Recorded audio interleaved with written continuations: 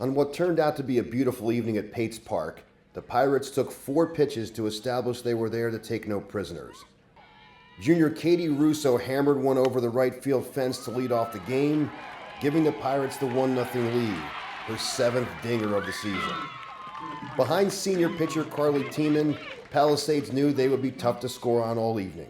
A strikeout in the first and 2 more in the second showed that Tiemann was on fire with her fastball, change, and curveball against the Tigers.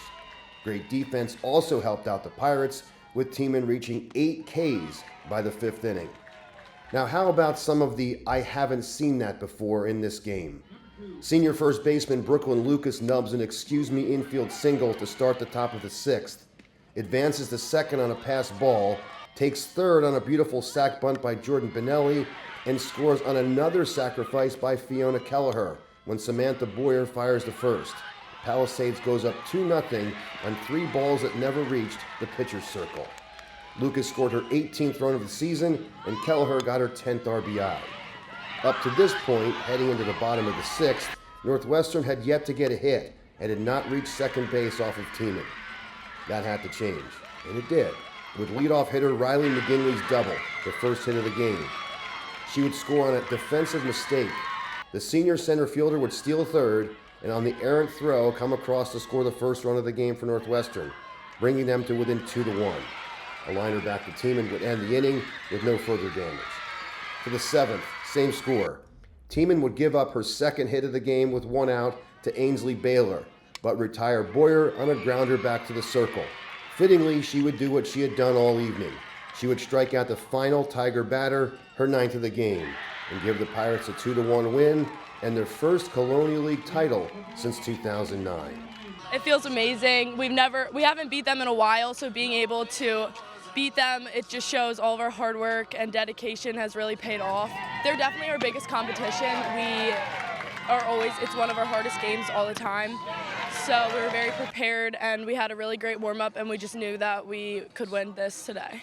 It feels really great. We came up short the past 2 years, so this is one of our goals, and it just feels really good to be able to achieve it and come out on top.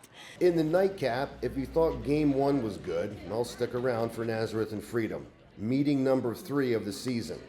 The Blue Eagles won both prior games by a combined 21-1, out-hitting the Patriots 28-9. This would be a little bit different. For the Blue Eagle offense, it started out the same.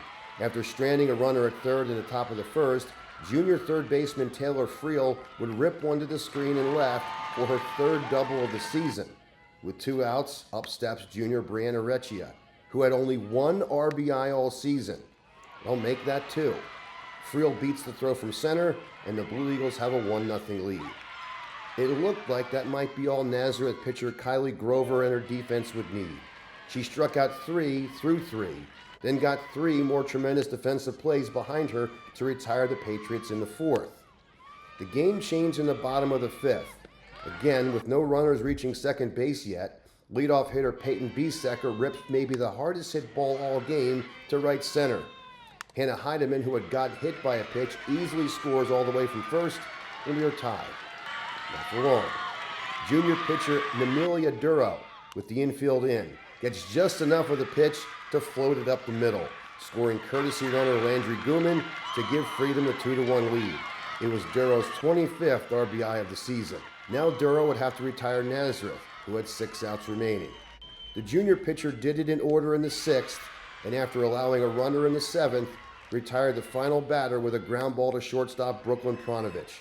The Patriots won their first EPC title since 2021 and beat Nazareth for the first time this season by a 2-1 final.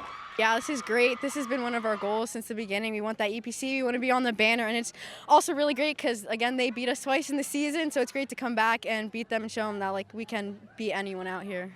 It couldn't get better than this right now for us. You know, it's the girls just put the time, the work, our 6 seniors, and it's a great feeling to be able to come out and execute and beat a good team and a good pitcher. We kind of came out with a game plan. We were going to bunt some more, and we didn't quite get those runners on and have anybody to move over with no outs. we told NAMS, like, we need another gem out of you, and she did it, and, you know, just stressed like guts, you know, because we've been in these games before, and we couldn't get over that hump and come out on top. And tonight, you know, the difference was just being able to gut one out here, and NAMS just, you know, just throwing her heart out there. From Pates Park in Allentown, Doug Heater, Service Electric Network.